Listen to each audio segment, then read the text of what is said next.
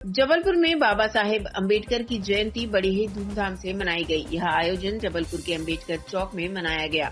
वहीं भारतीय जनता पार्टी प्रदेश की राजधानी से लेकर संस्कारधानी तक बाबा साहब अम्बेडकर की जयंती मना रही है। इस मौके पर बाबा साहब को श्रद्धा सुमन अर्पित करने पहुंचे मध्य प्रदेश के लोक निर्माण मंत्री ने कहा कि बाबा साहब भीमराव अम्बेडकर ने अपना सारा जीवन समाज के अंतिम पंक्ति के लोगों के उत्थान में लगाने का काम किया है। बाबा साहब का जिन लोगों ने अपमान किया, बाबा साहब ने कभी उनसे द्वेष नहीं रखा। उल्टा बाबा साहब के सपनों को कुचलने का काम उन लोगों ने किया है जिनके हाथों में लंबे समय तक देश की सत्ता रही है। लेकिन पीएम मोदी के नेतृत्व में आज बाबा साहब का सपना साकार हो रहा है। वहीं कांग्रेस द्वारा लगाए जा रहे बाबा अम्बेडकर के संविधान को बचाने के लिए 400 पार का नारा देने पर कहा कि कांग्रेस सीटें ज्यादा ले ले, 404 ले ले तो वह जायज है, यदि भाजपा ले ले तो वह नाजायज है। वहीं राज्यसभा सांसद सुमित्रा वाल्मीकि भी बाबा साहेब अम्बेडकर की जयंती पर उपस्थित हुई। उन्होंने कहा कि यदि बाबा साहेब अम्बेडकर नहीं होते तो हम नहीं होते। उनके संविधान से जो ताकत मिली है, इससे आप अनुसूचित जाति वर्ग को समाज की हमारी तरक्की है। बाबा साहब अम्बेडकर के संविधान से हम सबको प्राप्त हुई है। अब जनता को समझ में आ रहा है कि कांग्रेस ने देश बांटो राजनीति करो। अब हमारा समाज समझ गया है कि सनातन धर्म और धर्म की रक्षा भारतीय जनता पार्टी में ही हो सकती है। इसलिए हमारी विचारधारा हिंदू धर्म की रक्षा के लिए है।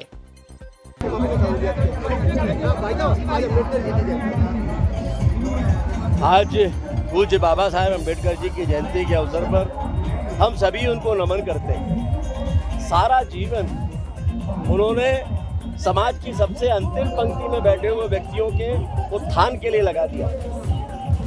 और सबसे बड़ी बात, जिन लोगों ने बाबा साहेब की उपेक्षा की, जिन लोगों ने बाबा साहेब का अपमान किया, बाबा साहेब ने उनसे कभी द्वेष नहीं रखा। वे अपने कार्य की निरंतरता में लगातार तल्लीन रहे और देश के जो संविधान निर्माता हैं, उन्होंने अंततः उन लोगों को न्याय दिलाकर ही चैन की सांस ली। लेकिन बाबा साहेब का सपना तभी पूरा होगा जब सभी समाज के वो वर्ग जो पिछली पंक्ति में खड़े हैं, उनके साथ कोई भेदभाव नहीं होगा। सरकार की योजनाओं का लाभ उन्हें मिलेगा। ठीक उसी तरह जिस तरह देश के यशस्वी प्रधानमंत्री माननीय नरेंद्र मोदी जी प्रयास कर रहे हैं। आज आप कोई भी योजना देख लीजिए, माननीय मोदी जी की किसी भी योजना का मतलब है समाज की अंतिम पंक्ति में बैठे हुए व्यक्ति को उत्थान, उसको सामाजिक और आर्थिक उत्थान करना, योजनाओं का लाभ दिलाना। और माननीय मोदी जी उसी वर्ग के उत्थान की बात कर रहे हैं। और इसलिए हम ये मानते हैं कि बाबा साहेब अम्बेडकर जी ने जो स्वप्न देखा था, उस स्वप्न को कुचलने का काम भी कई लोगों ने किया। लंबे समय तक जिन्होंने सत्ता, जिनके हाथों में सत्ता रही, उन्होंने बाबा साहेब की न केवल उपेक्षा की बल्कि उनके विचारों को भी दबाने की कोशिश की। लेकिन माननीय नरेंद्र मोदी जी के नेतृत्व में आज बाबा साहेब का सपना साकार हो रहा है और जल्दी ही वो दिन आने वाला है जब हम ये कह सकेंगे कि बाबा साहेब जो चाहते थे वो पूर्ण रूप से हो गया। कांग्रेस कह रही है जो बीजेपी 400 पार का नारा दे रही है, तो बाबा साहब ने संविधान बदलने के लिए कर रही है, तो 400 की जरूरत नहीं होनी चाहिए। कांग्रेस सीटें ले, अधिकतम ले ले, 404 ले ले तो वो जायज है। भारतीय जनता पार्टी ले ले तो वो गलत है, नाजायज है। कांग्रेस की ये जो मानसिकता है, ये सामंतवादी सोच है कि केवल और केवल गांधी परिवार ही सत्ता पर रहे, दूसरा कोई आए तो वो खैरात पर रहे कांग्रेस की। बाबा साहब अम्बेडकर की देन ही हम लोग हैं। यदि बाबा साहब अम्बेडकर नहीं होते तो आज हम लोग नहीं होते।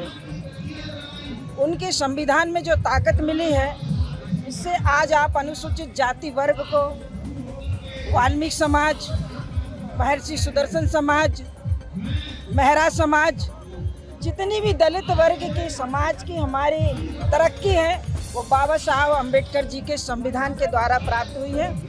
आज हम उनका जन्मदिन मनाकर अपने आप को संपूर्ण हमारी जो समाज खड़ी हुई है, वाल्मीकि समाज, महर्षि वाल्मीकि जी की देन है, मेहरा समाज हमारे सदा सुदाफल जी के महाराज जी के देन है। इन सभी महर्षियों की देन के कारण आज हमारा समाज बराबरी के दर्जे पर पायदान पर चल रहा है। आने वाले समय में आप देख रहे हैं कि भारत की तस्वीर बदल रही है। पहले इसे इंडिया नाम दिया गया था, लेकिन बाबा साहब अम्बेडकर ने कहा कि हे भारत के भाई बहनों, उन्होंने इंडिया शब्द कहीं नहीं कहा, हे भारत के भाई बहनों। तो ये उन्होंने जाति से ऊपर समग्र समाज को भाई बहन और मानवता का संदेश दिया है। आज हम बाबा साहब अम्बेडकर का जन्मदिन संपूर्ण अनुसूचित जाति वर्ग के लोग मनाकर गौरवान्वित करते हैं और उनके बताए हुए मार्ग पर समूह संगठन हमारा, उन्होंने कहा शिक्षित बनो, संघर्ष करो और संगठित रहो। आज आप देख रहे हैं हमारा पूरा वर्ग यहाँ संगठित है। काम करने की सीढ़ियाँ हो सकती हैं हमारी अलग, लेकिन मंजिल हमारी एक ही है। इसी ध्येय से हम सब वर्ग के लोग आज उनको माल्यार्पण करने जा रहे हैं।